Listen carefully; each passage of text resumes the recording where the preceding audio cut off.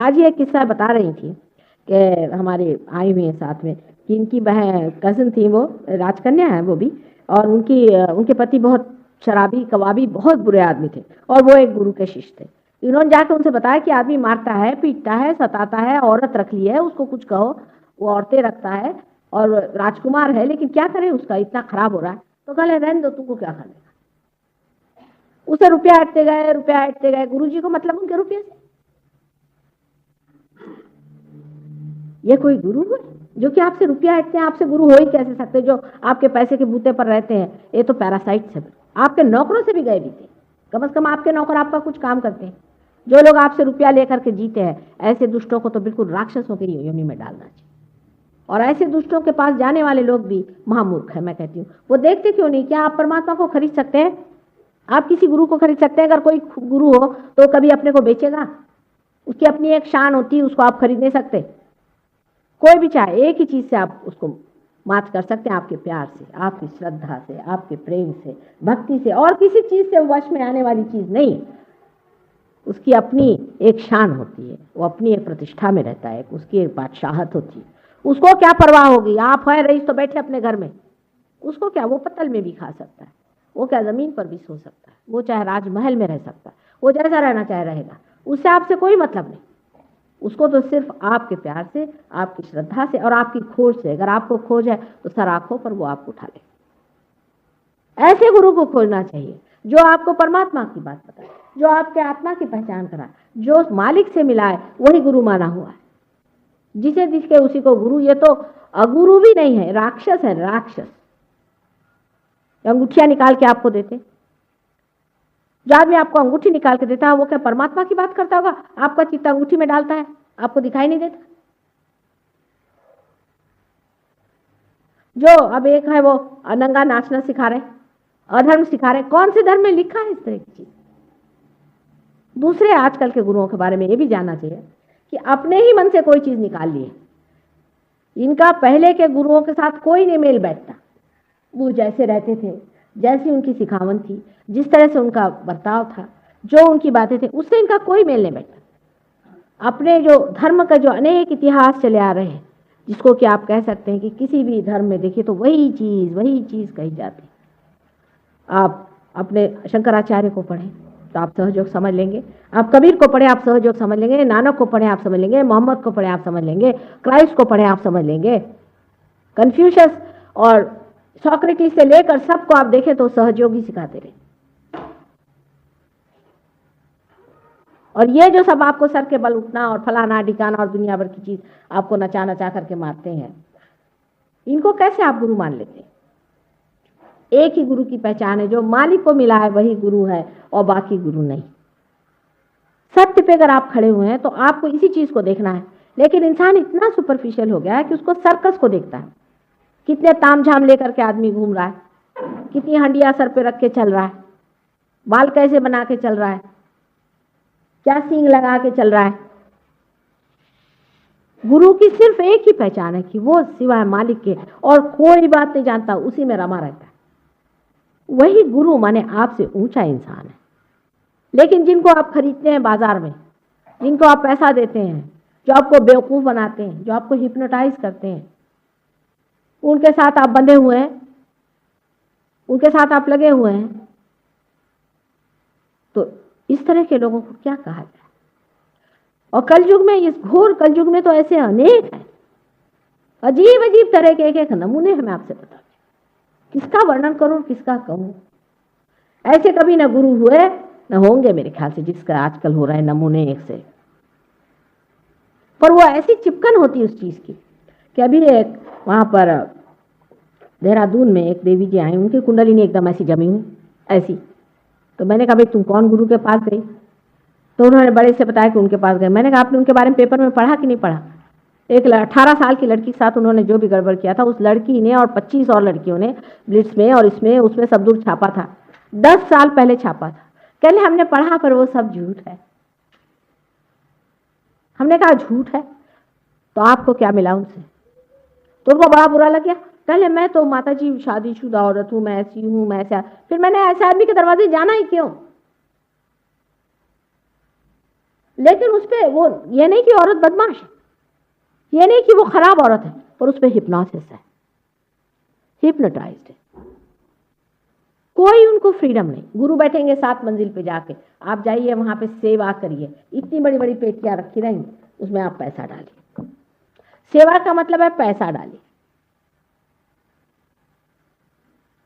और लोग घर से पैसे भर भर के ले जाते हैं वहां डालने के लिए। या आप देख लीजिए कहीं भी जाकर, इतनी बड़ी बड़ी ट्रंकें रखी रहेंगी। अरे हमारे भी पैर छूते तो कोई 1 रुपया रख जाता है, कभी 5 रुपया रख जाता है, हो जाती है ऐसी। ये मतलब आदत पड़ गई ना।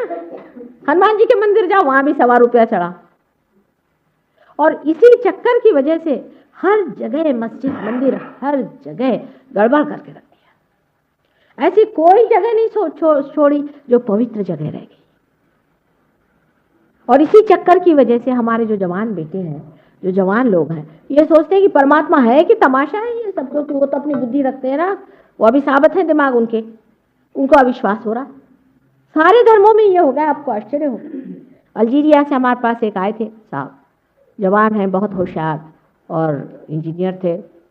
वो भी इसी आंदोलन में कि ये इस कदर ये लोग मुसलमान और ये फैनेटिसिज्म इनमें है, और इस तरह से ये लोग दुष्टता करते हैं, और ये मुल्ला लोग ऐसा पैसा खाते हैं और सब पब्लिक के पैसे पे जीते हैं, और अपने को बहुत बड़े महान समझते हैं, और सब लोग उनके सामने झुकते हैं। फिर वो उन्होंने पोप को भी देखा, वो एक नमूना है। तो बिल्कुल अविश्वास से भर के आए। उनका कि ये सब नथिंग है, बिल्कुल इसमें कोई अर्थ नहीं, सब झूठ। जब वो हमारे पास आए तो हमने कहा कि ये बात नहीं, जब सत्य है तभी उसका झूठ निकलता है। जब सत्य होता है तो उसी के आधार पे लोग झूठ बनाते हैं ना। तो सत्य भी कोई चीज़ है, एब्सोल्यूट भी कोई चीज़ है। अच्छा, हमने कहा तुम देखना सहयोग में, सहयोग जो है ये धर्मांधता और अविश्वास के बीचों बीच, जहाँ परमात्मा साक्षात आपसे कराते हैं। आप स्वयं इसका साक्षात करें, इसका अनुभव करें, इसमें जमें। जब तक आप सहयोग में जमते नहीं, तब तक आप पूरी तरह से इसका अनुभव नहीं कर सकते। जो जम गए उन्होंने मिल जाता है। जिन खोजा तिन पाइया, कर खोजा ही नहीं तो कोई आपके पैर पे तो सत्य बैठने नहीं वाला आके कि भैया मुझे खोज। उसकी अपनी प्रतिष्ठा है, उसको खोजना चाहिए, लेकिन उसको खोजने से सत्य से आनंद उपलब्ध होता है।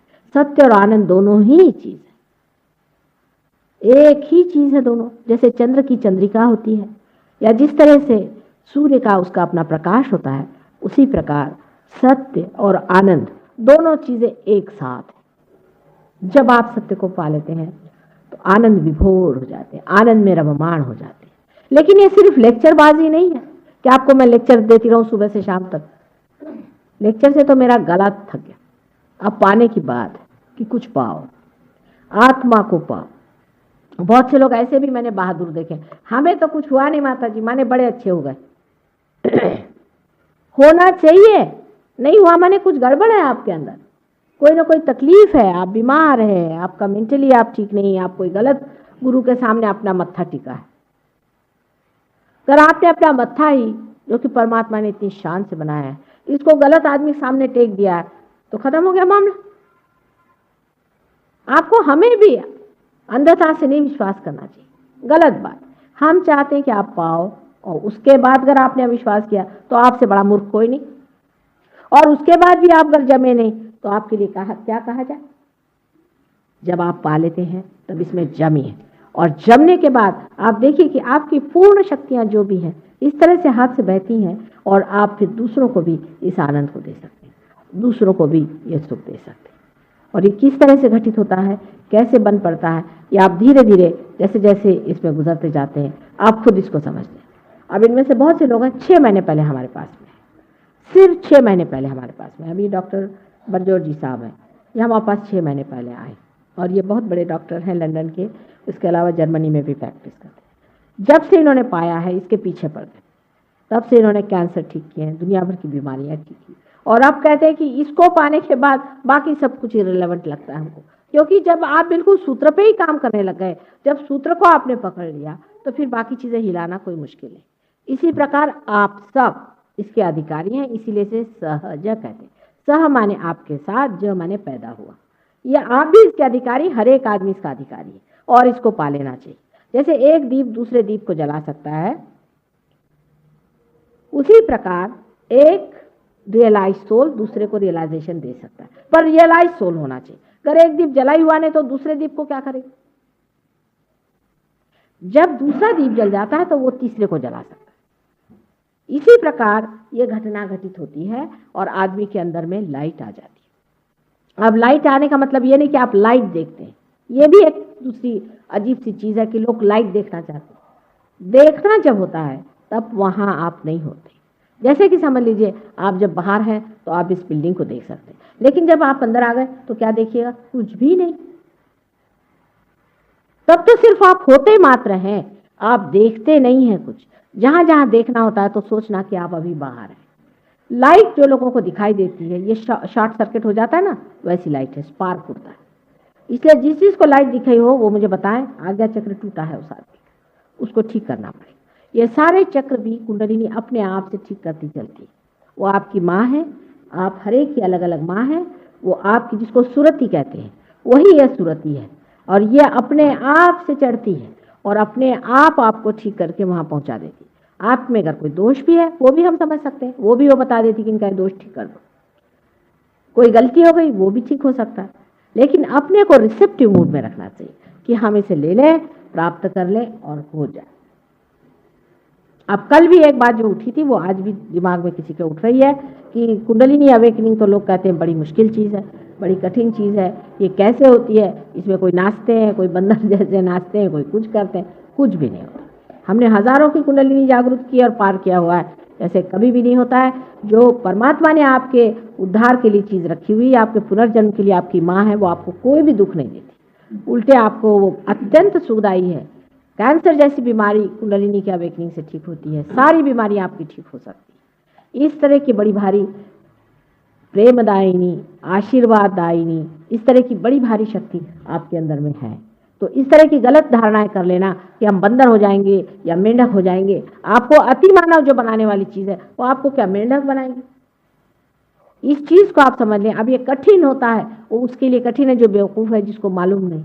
जो इसका अधिकारी नहीं उसके लिए कठिन है, जो इसका अधिकारी और जो इसके सारे ही काम काज जानता है उसके लिए बाएं हाथ रखे। हो सकता है कि हम इसके अधिकारी हैं और हम इसके सारे ही काम जानते हैं, इसीलिए आसानी से उठती है। बहरहाल आप अपनी आंख से देख सकते हैं इसका उठना, आप इसकी जागृति देख सकते हैं, इसका चढ़ना भी देख सकते हैं, और उसकी हम लोगों ने फिल्म भी बनाई है। पर जो लोग बहुत शंकाखोर होते हैं उनके लिए सहयोग जरा मुश्किल से पनपता है। इस चीज़ को पाना चाहिए और इसको लेना चाहिए। आजकल जो ज़माना आ गया है, जिस ज़माने में हम रह रहे हैं, कल युग में, असल में हम ये कहेंगे कि आध्यात्मिक दृष्टि से हम लोग बहुत ही ज़्यादा कमज़ोर हैं, इनसेंसिटिव, संवेदना हमारे अंदर नहीं। हम अध्यात्म की चीज़ को अगर समझते होते और अगर समझते कि आत्मा की पहचान क्या है, तो हम कभी भी गलत गुरुओं के पीछे नहीं भागते। लेकिन हमारे अंदर सच को पहचानने की शक्ति बहुत कम हो गई, क्षीण हो गई। हम नहीं पहचान सकते कि सच्चाई कहाँ है। उसकी वजह यह है कि हम इतने कृत्रिम हो गए, इतने आर्टिफिशियल हो गए। आप आर्टिफिशियल हो जाइएगा तो आपके सत्य को पहचानने की शक्ति कम हो जाएगी। पर जैसे गांव में अभी मैं देखती कि गांव में लोग एकदम पहचान लेते, वो पहले पहचान लेते कि कौन असल है कौन नकल है। गांव के लोगों में नब्ज होती है इस चीज़ को पहचानने की, वो समझते हैं कि ये आदमी नकली है और ये आदमी असली। पर शहर के लोग तो आप जानते हैं कृत्रिम हो जाते हैं, आर्टिफिशियली रहते हैं, इसलिए शहर के लोगों को पहचान नहीं होती। और इसीलिए वे जितने चोर भागते लोग हैं ये सब आपके शहर के पीछे लगे। ये सारे शहरों में आते, गांव में कोई नहीं काम करते, क्योंकि आपके जेब में पैसे होते हैं, आपके जेब से इनको मतलब होता है। वो काहे को गाँव में चले, सहयोग हमारा गाँव में चलता है। असल में शहर में तो हम यूं ही आते हैं, लेकिन असल में हमारा काम जो है गाँव में होता है। गाँव के जो सीधे साधे सरल परमात्मा से संबंधित लोग होते हैं वो इसको बहुत आसानी से पा लेते हैं, उनको एक क्षण भी नहीं लगता। लेकिन शहर के लोगों में, एक तो शहर की आबो हवा की वजह से और यहाँ के तौर तरीके की वजह से आदमी इतना अपने को बदल देता है, इस कदर अपने को धर्म से गिरा लेता है। अब ये उसमें क्या हुआ साहब, सब लोग पीते हैं, बिजनेस के लिए पीना चाहता है, मानो जैसे बिजनेस ही भगवान है, उसको तो पीना ही चाहिए, फिर उसके अगर बिजनेस कैसे चले। तो या तो फिर ये कहो कि तुम परमात्मा में या धर्म में बिल्कुल विश्वास नहीं करते, और अगर जरा भी विश्वास करते हो तो जो अधर्म है उसको नहीं करना चाहिए। कोई जरूरत नहीं किसी को पीने की। ये भी एक गलत फहमी है कि बिजनेस के लिए करना पड़ता है, इसके लिए। जो आदमी अपने को धोखा देना चाहता है उसी को कोई नहीं बचा सकता। हमारे पति भी आप जानते हैं कि सरकारी नौकरी में रहे, उन्होंने बहुत बड़ी शिपिंग कंपनी चलाई, उसके बाद आज भी बहुत बड़ी जगह पे पहुंचे हुए हैं। हमेशा उनका कभी, मैंने उनसे एक ही बात कही थी कि शराब मेरे बस की नहीं, और ज़िंदगी भर उन्होंने कभी छुई नहीं, एक बूंद ने भी, और भगवान की कृपा से बहुत सक्सेसफुल रहा। सब उनको मानते हैं, सब उनकी इज्जत करते हैं। आज तक किसी शराबी आदमी का कहीं पुतला बनाया कि महा शराबी थे, मुझे एक भी बताया, एक भी देश। इंग्लैंड में लोग इतनी शराब पीते हैं, मैंने किसी को देखा नहीं कि ये बड़ा शराबी खड़ा हुआ है, इसकी पूजा हो रही कि शराब पीता था। किसी शराबी की आज तक संसार में कहीं भी मान्यता हुई है? फिर आपका बिजनेस इससे कैसे बढ़ सकता है? अगर आपकी इज्जत ही नहीं रहेगी तो आपका बिजनेस कैसा था? इज्जत से बिजनेस होती है, धोखाधड़ी से बिजनेस नहीं है। जो आदमी एक बार खड़ा हो जाए तो कहते हैं कि एक आदमी खड़ा हुआ है। ये इस तरह से अपने को आप इन चक्करों में, इन सोसाइटीज में, इसमें इस तरह से क्यों मिलाते जा रहे हैं? आप अपने व्यक्तित्व को संभालें, इसी के अंदर परमात्मा का वास है। आजकल के ज़माने में ये बातें करना ही बेवकूफ़ी है और कहना ही बेवकूफ़ी है, लेकिन आप नहीं जानते कि आपने अपने को कितना तोड़ डाला है, अपने को कितना गुलाम कर लिया। इन सब चीज़ों में अपने को बहा देने के बाद आपको मैं क्या दे सकती हूँ? आप ही बताइए। अब कम से कम सबको ये व्रत लेना चाहिए कि हम खुद जो हैं, हमारी इज्जत है। परमात्मा ने हमको एक अमीबा से इंसान बनाया है। एक अमीबा छोटा सा, उससे इंसान बनाना कितनी कठिन चीज़ है। हजारों चीज़ों में से गुजार करके, इतनी योनियों में से गुजार के आज आपकी जैसी एक सुंदर सी चीज़ परमात्मा ने बना के रखी। फिर आपको उसने फ्रीडम दे दी, स्वतंत्रता दे दी कि तुम चाहो तो अच्छाई को वर्ण करो और चाहे तो बुराई को। जिस चीज़ को चाहे तुम अपना सकते हो। तुमको बुराई को अपनाना, चलो बुराई को अपनाओ, अच्छाई को अपनाना, अच्छाई को बनाओ। अब आपको भी सोचना चाहिए कि जिस परमात्मा ने हमें बनाया हुआ है, इतनी मेहनत से बनाया है, उसने वो भी इंतजाम हमारे अंदर जरूर कर दिए होंगे जिससे हम उसको जाने और उसको समझें और अपने को जाने, और हमारा मतलब क्या है, हम क्यों संसार में आए हैं, हमारा क्या फुलफिलमेंट है। मनुष्य ने ये कभी जानने की कोशिश नहीं की कि आखिर हम इस संसार में क्यों। साइंटिस्ट ये क्यों नहीं सोचते कि हम अमीबा से इंसान क्यों बनाएंगे। हमारी कौन सी ऐसी बात है कि जिसके लिए परमात्मा ने इतनी मेहनत की और उसके बाद हमें स्वतंत्रता दे दी। बस इसी जगह परमात्मा भी आपके आगे झुक जाते हैं, क्योंकि आप स्वतंत्र हैं। आपकी स्वतंत्रता परमात्मा नहीं छीन सकते। अगर आपको परमात्मा के साम्राज्य में बिठाना है, आपको अगर राजा बनाना है, तो आपको परतंत्र करके कैसे बनाए? आपको क्या हिप्नोसिस करके बनाया जाए? आप पूरी तरह से स्वतंत्र हैं। आप चाहें तो परमात्मा को स्वीकार करें अपने जीवन में, और चाहे तो शैतान को करें।